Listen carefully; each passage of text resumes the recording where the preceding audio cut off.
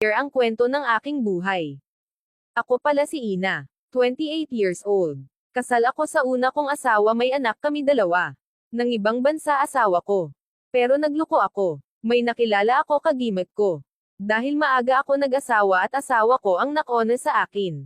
Nung 17 pa lang ako. Kaya parang hinanap ko yung mga di ko na nagawa nun. Dahil maaga ako nag-asawa. At may nakilala ako si Nestor, minahal ko si siya. At pinagpalit ko asawa ko sa kanya. Di ko naisip na malalayo sa akin mga anak ko sa ginawa ko, sobrang sama ko. Noon kasi sarili ko lang inisip ko. Naghiwalay kami ng asawa ko at hinayaan niya na lang ako, nagsama kami ni Nestor sa Manila. Pareho kaming nag-work. Okay ang samahan namin. Nag-decide ako umuwi ng province dahil nandun ang mga anak ko. At miss na miss ko sila, gusto ko nakikita ko sila kahit di ko sila pwedeng makasama. Dahil nasa poder sila ng asawa ko. At ayaw niya makalapit ako sa mga anak namin. Dahil galit na galit pa din siya sa akin. Kaya sa school ko sila pinupuntahan para may akap at makausap ko sila. Binibilan ko sila ng mga needs nila. At pinapadala na lang sa kanila pag-uwian na. At noon malapit na fiesta sa amin. At kumuha ako ng pwestong inuman.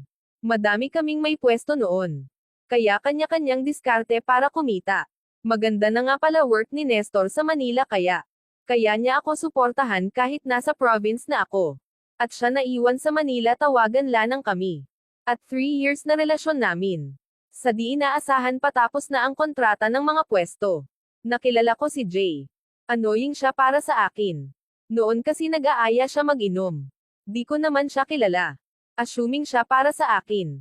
Pangiti-ngiti pag nakatingin sa akin. Akala mo kilala ko siya. May katabi siyang pwesto. Close niya yung girl at yun yung ginamit niya para maaya ako makijam sa kanila. Since medyo close ko si girl at patapos na ang ganap sa bayan namin. Pumayag na ako at nag-inuman kami sa pwesto nila. Closing time na noon, kasama si Jay sa inuman. Pero malayo siya sa akin. Sabi niya para daw masulyapan niya ako. Medyo gwapo pala siya sa malapitan. At naulit ang inuman na dalawa na lang kami. After a week naging kami. May asawa siya at may relasyon naman na ako. Pero tinuloy pa rin namin yung aming pagkita kahit na-booking na kami ng asawa niya. Sobrang saya ng puso ko dahil sa kanya ko lang naranasan yung sayang yun. Kasi marami kaming pagkakapareho at talagang parang kami sa tingin ko. Dumaan ang 7 buwan na pagsasama namin. At edimande kami ng asawa niya. Nakulong si Jay almost 2 months. Kasi wala pang piyansa. Ako naman napiyansahan agad ng kuya ko. Kaya nasa labas ako. Buntis na nga pala ako na inurong ang kaso. Hanggang naging okay na lahat. Nagsama na kami. Nag-asawa na din yung asawa niya. Si Nestor naghihintay pa din sa akin. Pero mahal na mahal ko si Jay noon. Bulag na bulag ako sa pagmamahal ko sa kanya. At natuto siyang magsugal noong 2021. Hindi na siya tumigil kung saan-saan kami napadpad, palipat-lipat kami. Dahil sa kakasugal niya. Nawawalan siya ng work at nauubos kami. Palagi ko siyang sinasalba, ginagawa ko paraan, inaayos ko gusot na ginagawa niya. Ako ang humaharap sa mga taong niluluko niya.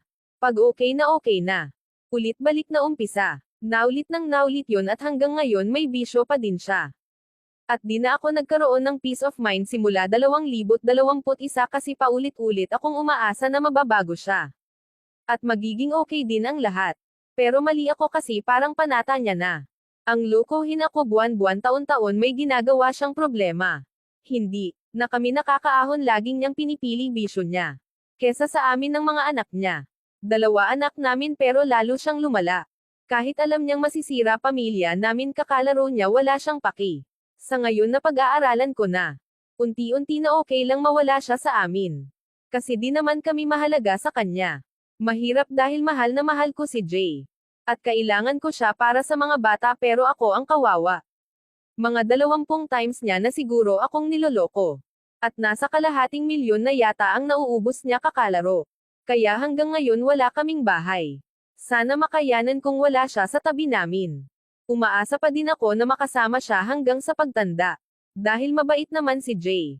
Masipag magtrabaho siya, ang pangarap kong makasama sa buhay. Mag 5 years na kami at nalulungkot ako kasi ang aga namin maghihiwalay. 2 years old pa lang ang panganay namin at 1 year old lang bunso namin. Nakaka-junior pa sa kanya. Dinadasal ko na bumalik na yung dating Jay na maaayahin.